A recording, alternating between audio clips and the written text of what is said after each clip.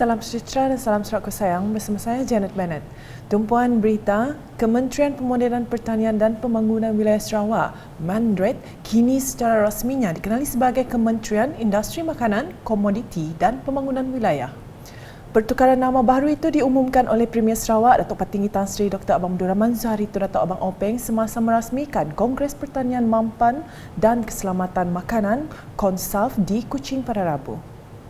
Because agriculture is too important to us, I have decided to change the name of this ministry under Stephen Rundi, a hard-working minister with certain vision, to Ministry of Food Industry, Commodity and Regional Development.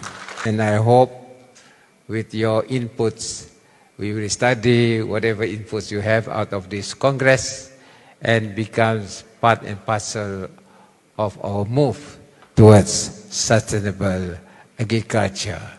Dalam ucapan sama, Datuk Patinggi Tan Sri Abang Zahari turut berkongsi pandangan mengenai hala tuju pembangunan pertanian secara mampan dan keselamatan makanan yang menurutnya menjadi satu perkara yang sangat mencabar dalam membangunkan ekonomi Sarawak. Katanya sektor pertanian telah dikenal pasti sebagai salah satu enjin pertumbuhan ekonomi Sarawak menerusi strategi pembangunan pasca COVID-19 PCDS 2030. In other words, your production must be well calculated, your market access must be identified, and it becomes sustainable.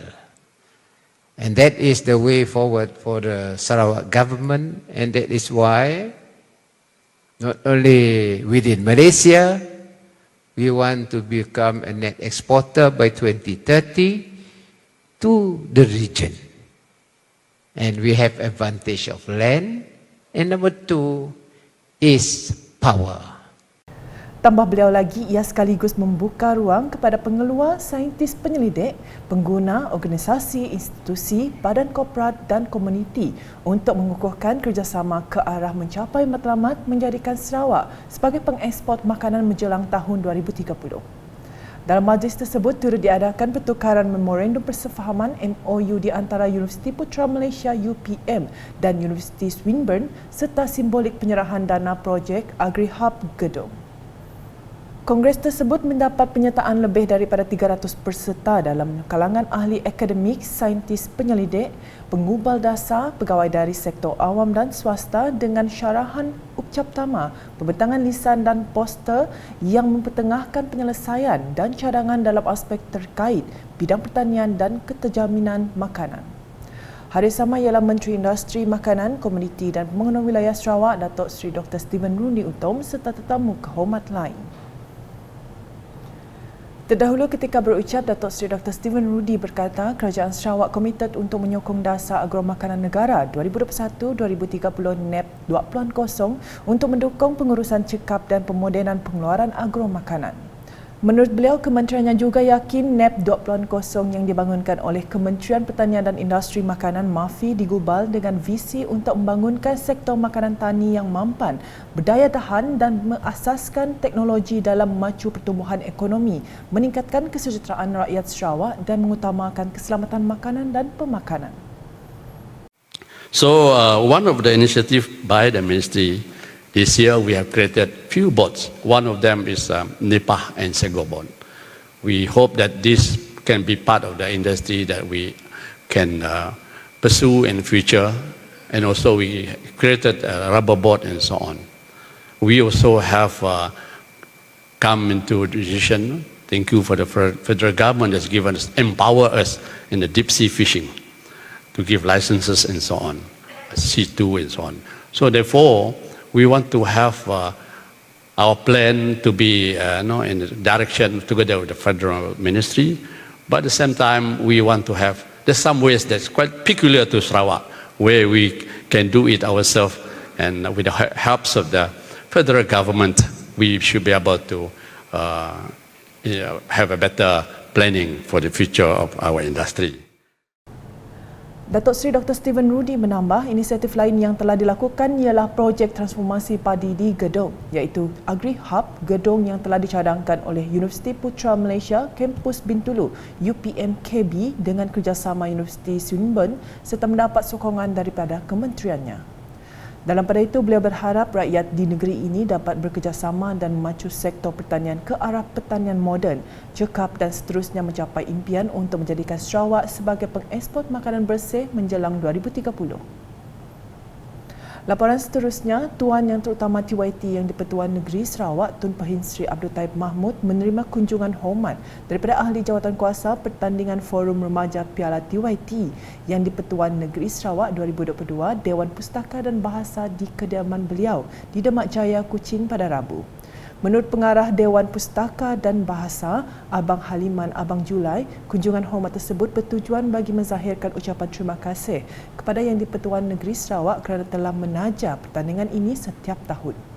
Selain itu, katanya kunjungan hormat ini juga bertujuan bagi menyempurnakan simbolik penyerahan hadiah kepada johan pertandingan tersebut dari Sekolah Menengah Kebangsaan SMK Agama Tun Ahmad Zaidi. Beliau berkata demikian semasa ditemui media selepas membuat kunjungan hormat tersebut. Pertandingan Forum Remaja dimulakan di Semenanjung Malaysia pada tahun 1980 dengan kerjasama Dewan Bahasa dan Pustaka, Persatuan Linguistik Malaysia (PLM), Kesatuan Guru-Guru Malaysia Barat (KGGMB), Yayasan Pembangunan Ekonomi Islam Malaysia (YPEIM) dan Jabatan Pendidikan Negeri.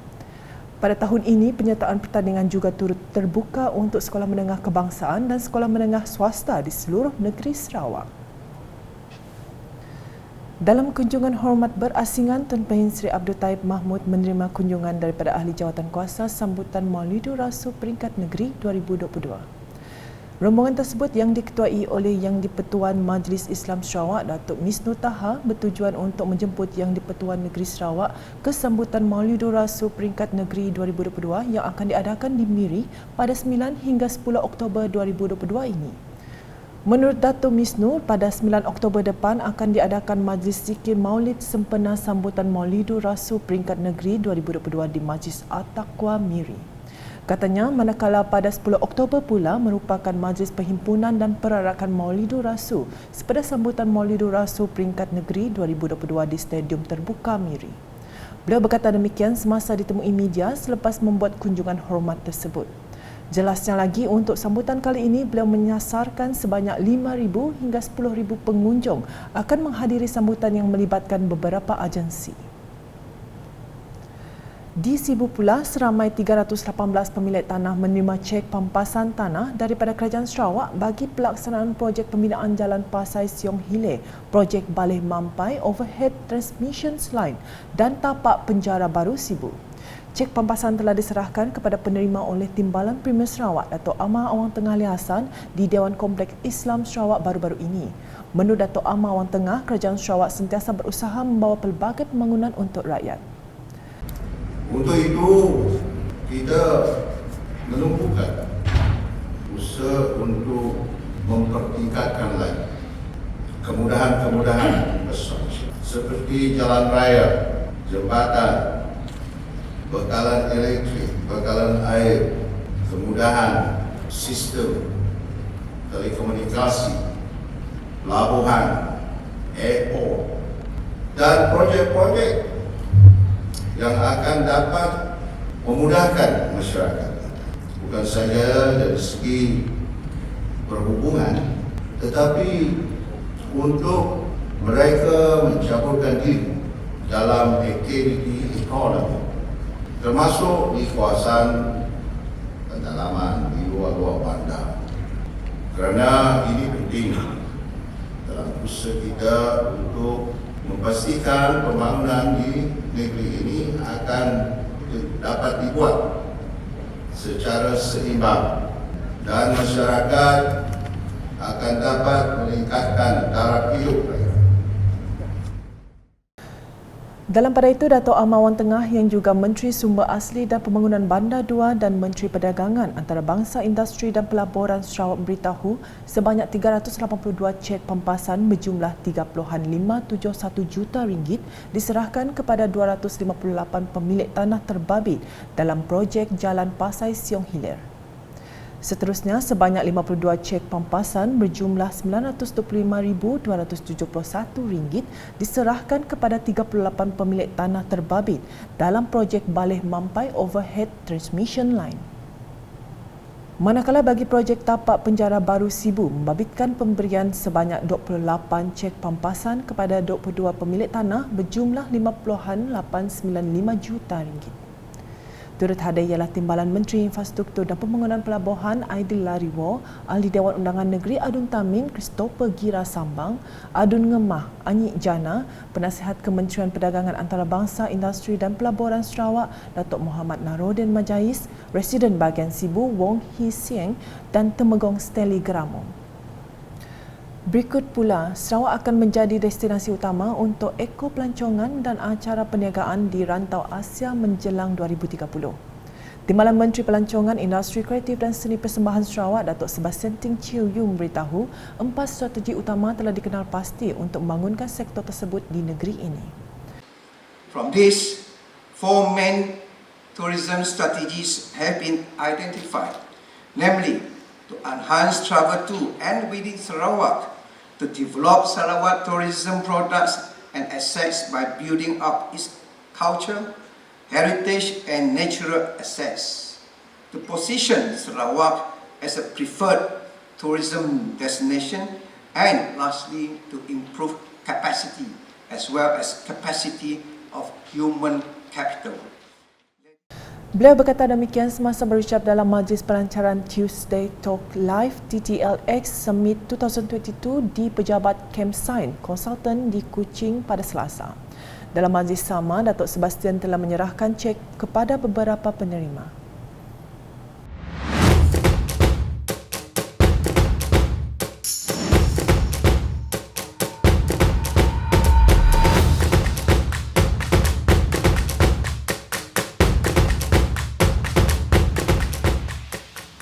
Beralih ke perkembangan Sukma 2022 di Kuala Lumpur. Pembangunan sukan di peringkat akar umbi perlu diperluaskan agar Sarawak dapat melahirkan lebih ramai atlet-atlet baru. Menteri Belia Sukan dan Pembangunan Usahawan Sarawak, Datuk Seri Abdul Karim Rahman Hamzah berkata, atlet baru akan menjadi pelapis kepada atlet lama yang akan dipertengahkan ke kejohanan kompetitif seperti Sukan Malaysia atau Sukma. Katanya kelahiran atlet baru dari Sarawak yang menciptakan nama pada Temasya Sukma ke-20 MSN 2022 membuktikan program pembangunan sukan Sarawak membuahkan hasil. Sukan Sukma kita tidak dapat bergantung dengan atlet-atlet lama kerana kita ada had-had umur. Selepas habis Sukma saja kita akan berusaha untuk membangun, grooming atlet-atlet yang baru. Sebab itulah proses development, pembangunan dalam semua acara sukan perlu dilakukan di peringkat paling bawah sekolah sampai ke peringkat elit. Ini adalah apa buah yang kita dapat daripada usaha-usaha untuk membangunkan atlet-atlet itu. Beliau berkata demikian dalam sidang media selepas mengadakan lawatan ke venue Sukma 2022 di Kuala Lumpur pada Rabu. Hadir sama, Timbalan Menteri Belia Sukan dan Pembangunan Usahawan merangkap Ketua Kontijen Sarawak, Datuk Garrett Rentap Jabu, Timbalan Ketua Kontijen Nancy Jolhi dan Ketua Pegawai Eksekutif Badanan Sukan Sarawak Moshidi Frederick. Dalam pada itu, Datuk Seri Abdul Karim menyambut baik cadangan untuk menjadikan pusat-pusat komersial sebagai lokasi untuk penganjuran acara-acara sukan. Katanya, inisiatif ini sangat baik supaya aktiviti sukan tidak hanya tertumpu di kompleks-kompleks sukan sahaja. Sekarang ini kita tahu juga shopping kompleks boleh digunakan untuk certain sport. Antaranya Muay Thai, antaranya sukan-sukan yang termasuk boxing yang mana boleh diletak gelanggang dan kerana shopping kompleks adalah tempat orang ramai datang. Jadi kadang-kadangnya atlet-atlet ini mereka lebih gairah apabila dalam suasana penontonnya ramai, memberi sokongan dan sebagainya. Dan di situlah saya setuju dari from one aspect, kalau pengusaha ataupun mereka yang menjaga shopping kompleks itu memberi kebenaran dan bersama-sama dengan badan-badan yang menganjur sukan untuk dapat menganjurkan acara-acara sukan dalam shopping kompleks. Itu adalah satu usaha yang baik supaya dia tidak semuanya dilakukan di sport kompleks saja. Menyentuh mengenai prestasi Sarawak pada SUKMA ke-20, Datuk Seri Abdul Karim berkata, postmortem mendalam akan dilakukan untuk mengetahui kelemahan dan memperbaiki prestasi atlet. Terdahulu beliau bersama Datuk Jared, Nancy dan Adun Report, Datuk Seri Huang Tiong Si mengadakan lawatan ke Pusat Akuatik Nasional Bukit Jalil yang menjadi venue acara renang dan terjun. Beliau kemudiannya mengadakan lawatan ke venue acara Muay di South City Plaza Sri Kembangan sebelum berangkat pulang. Setakat jam 5 petang, Sarawak masih menduduki tangga ke-6 dengan pungutan 16 emas, 21 perak dan 29 gangsa. Sekian edisi malam bersama saya, Janet Bennett. Berita lebih lanjut boleh didapati di semua platform media sosial UKAS termasuk portal UKAS sarawak.gov.my dan UKAS channel di YouTube. #Menjebak Fakta, salam UKAS.